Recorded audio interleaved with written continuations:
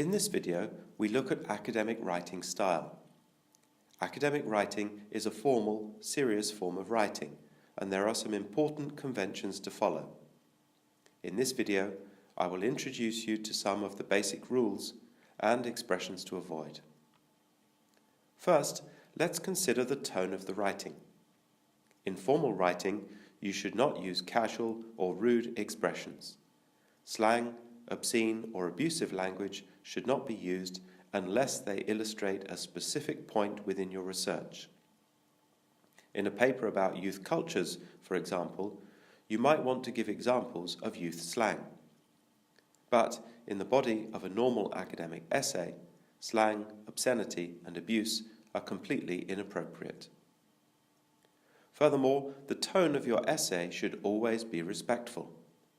When discussing the work of other researchers in a literature review, never insult people, even if you totally disagree with their arguments. Always discuss their work in a polite, firm manner.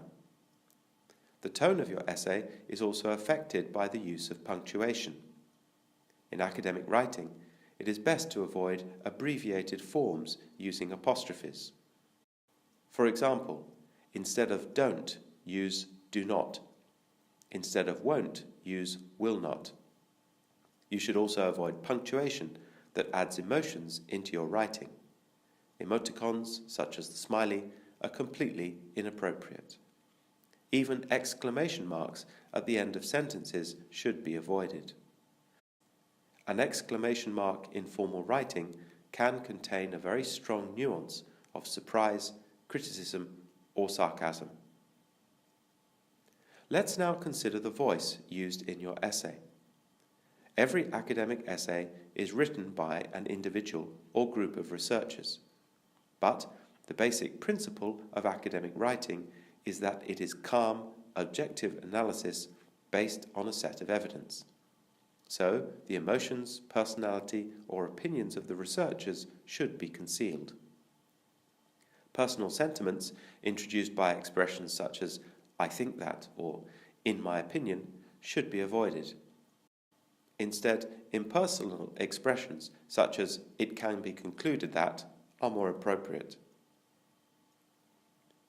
Sometimes you need to refer to yourself in an academic essay, particularly if you're describing your research methodology. For example, let's suppose you carried out a questionnaire survey. You can use one of the following voices. The first person: I gave out 500 questionnaires. The third person: the author gave out 500 questionnaires. Or the passive voice: 500 questionnaires were given out. The passive voice is typically used in scientific papers, while ethnographical researchers, for example, might use the first person. It's best to ask your professor in your particular field for advice on the most appropriate style. Another important aspect of writing style is avoiding discriminatory language. There are two particular issues here. The first involves making lazy generalizations about groups of people. So, for example, "the Japanese are hard-working" might be a familiar phrase or image, but it's not entirely true. There are some Japanese people who are not hard-working. It's much better to say something like, "Japanese people have a reputation for being hard-working," or "many Japanese people are hard-working." Lazy generalizations can easily slide into discriminatory comments. The second issue is using gender-neutral language. In a lot of older publications, the male pronoun he was often used to refer to an individual, male or female, such as in this example. When an academic writes a paper, he should pay attention to writing style. Nowadays, this male-centric language is considered inappropriate. You can avoid male-centric language in one of two ways. Either by alternating male and female pronouns in such examples, or by using plurals. This gender-neutral language using plurals is best.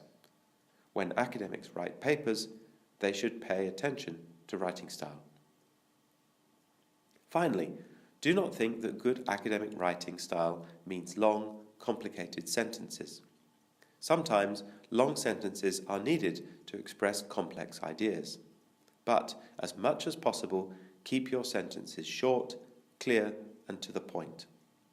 If you have something new and original to say, it must be in clear language so that others can easily understand your point. Good academic writing style is about effective communication and not about trying hard to sound intelligent by using complicated language.